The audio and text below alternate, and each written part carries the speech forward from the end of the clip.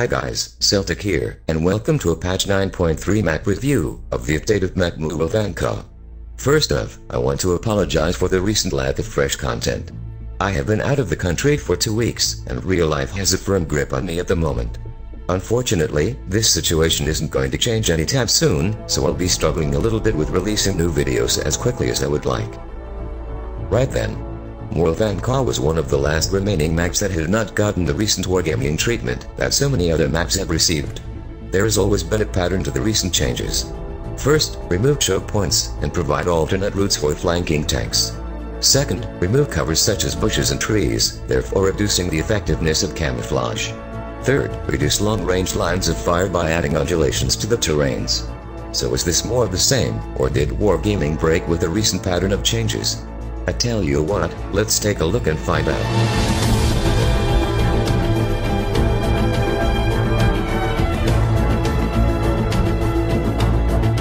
Let's start off by first looking at the old map that has been in the game for so long.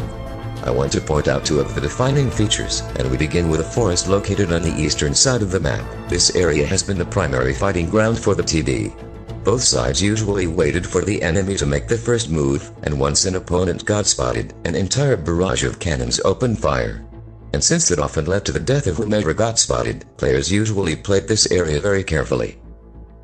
On the other side of the map, things played out differently. Here we see the encounter mode of the map. Mediums and heavies from both sides usually slugged it out here. Notable is the flagged terrain, which allowed TDs to put devastating fire into the kept circle. So in short, Murovanka was one of the last remaining maps in which TDs could truly dominate. There was a lot of soft cover providing effective concealment, and wide open areas allowing for plenty of opportunities for long-range engagements. So let's take a look at what has changed. The first thing you'll notice is that the new map has grown from 800 by 800 to 1000 by 1000. For my video, this means that the comparison overlays of new versus old, as you have seen before, do not work quite as well anymore. But I still think it is the best way of showing the differences at a glance. So instead of driving around in a tank and showing you some non-representative test server gameplay, I am sticking to the previous format. We begin in the southwestern corner of the map. As I overlay the previous map, you can see where the map has gained in size. That's quite a substantial change. Moving up a bit, you can see now how far the house is away from the lower border compared to before. The location has changed as well. But this isn't as important as the changes to the terrain. The blue area used to be flagged ground, allowing for long-range fire. Now though, this is no longer the case. Undulations have been added, blocking line of sight to the cap. And speaking of the cap, this has changed quite a lot as well. Let me show you. A lot of houses have been added to this area. Before, there was nothing but open ground, which made pressuring the cap somewhat difficult. Now though, the houses provide cover from long-range shots. The cap itself was also moved slightly to the center, putting part of the cap circle between the two hills. That is helped by the fact that the southern hill was slightly extended towards the west. And again, this limits the effectiveness of long-distance sniper fire. Now let me take you back to the starting point. I want to show you the effects of the added undulations up close. Please bear with me while I am getting the camera in position.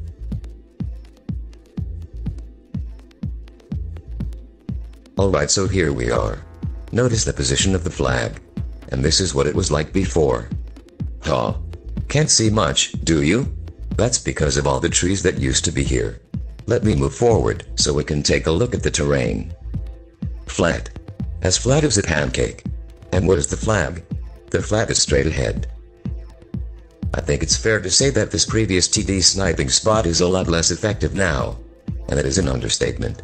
Completely useless might be closer to the truth. Unless perhaps you are in a T-30. But from the perspective of a medium tank driver, this is a good change. Brawling heavies will also benefit from this change, as the fighting in this area will be much more up close and personal.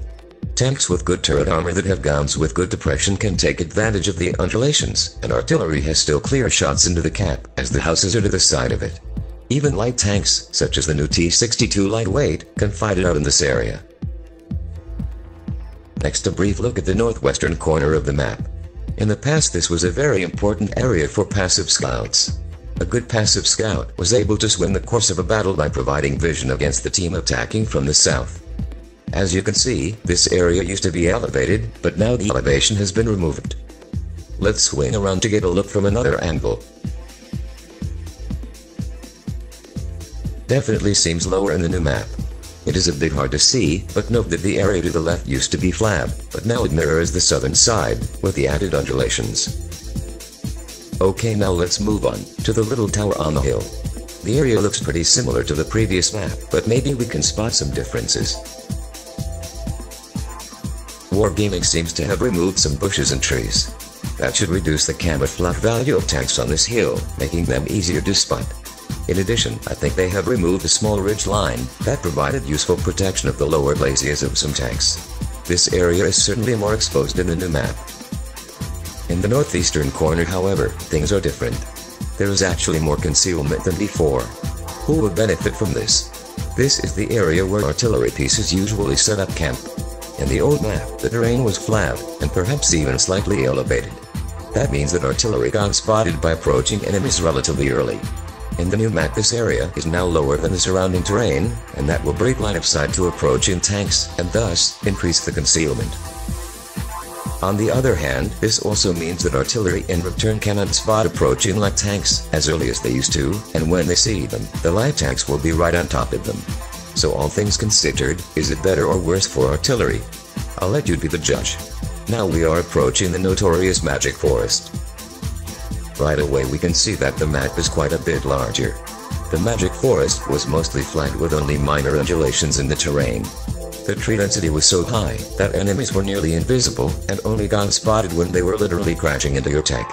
Many players considered the spotting mechanic to be broken in this section of the map. Maybe that was true. But the counterpoint to that is that this piece of forest might just have been the one location where battles in World of Tanks came closest to real-world engagements in World War II. To put it another way, the Magic Forest was to World of Tanks, but Rambo First Blood was to Rambo 3. Neither of them were realistic, yet they couldn't be any more different. So I think you can already see how much this part of the map was changed. Formerly flat areas are gone, and its place we can find a lot of undulations in the terrain.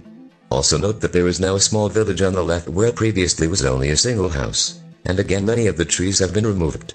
Coming up is a shot where you can see this quite clearly.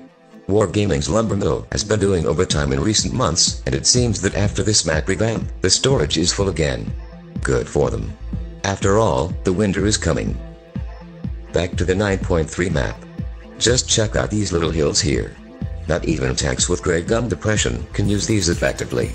But circling and flanking promises to be a lot of fun here. So this is clearly no longer a killing zone, which often ended your life instantaneously once you got spotted by the enemy. Before the game developed often quite slowly on this flank, but I predict that this is going to change. You can afford to be much more aggressive now, because you do not need to fear the line of enemy TDs that were just waiting for someone to get too froggy. Next we are taking a look at the area where formerly the southern team had an overwatch position over the Magic Forest. That is where you would find their TDs. Yeah, you didn't see that one coming, didn't you? That bit of elevated terrain has been removed, and that should not come as a surprise to anyone who has been studying Wargaming's recent map updates. Sniping is lame. It's about time you crybaby TD drivers get the message. Here we have another look at what is left of the former vantage point. The map has grown in size, and what used to be elevated terrain is now flat. Let's swing around for a look from higher altitude.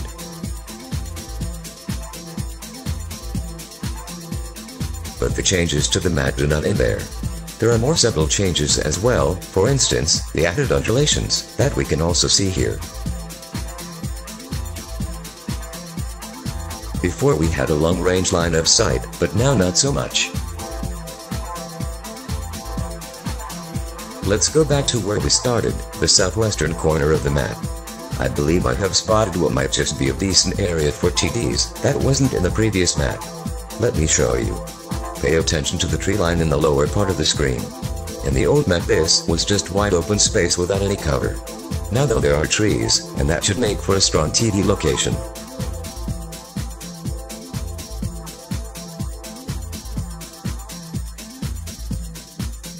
There is plenty of soft cover here for sure.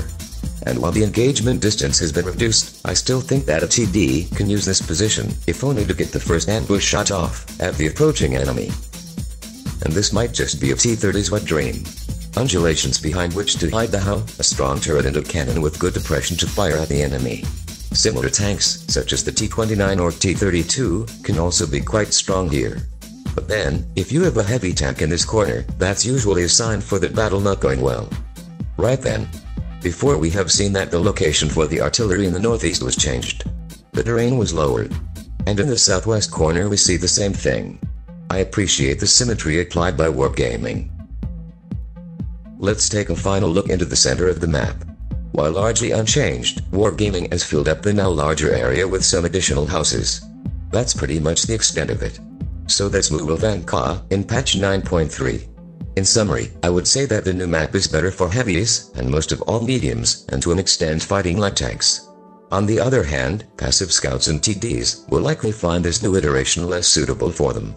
I think artillery will benefit from the changes as well. Overall, I would say that the tone and feel of the map has changed from something like this. You want money? What kind of terrorists are you? Who said we were terrorists? I'm telling you, you just got to kill me. Okay. In them or something like this.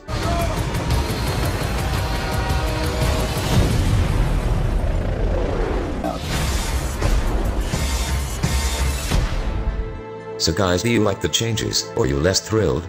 Do you think that it is a good thing that Wargaming continues to reduce the effectiveness of the TD class, or do you say enough is enough? Let me know in the comments what you think. Perhaps it's all a matter of which class you prefer to playing the game. As for me, I don't think Wargaming is quite finished yet. World of Tanks is undergoing changes to a more fast-paced action game, as the new light tanks in patch 9.3 clearly illustrate. That moves World of Tanks even further away from Gaijins or Thunder. In World of Tanks, the golden era of the TD seems to be over. In a world where a game that lasts 10 minutes is considered slow and boring, the careful gameplay of the TD, and against it, is no longer compatible with the attention span of today's gaming audience. Or is it? So my friends, that's all I have today. I hope you liked this video, and if you did, why don't you rate the video down below, or leave a comment. I'd really appreciate it. I'll see you next time. Have a good one.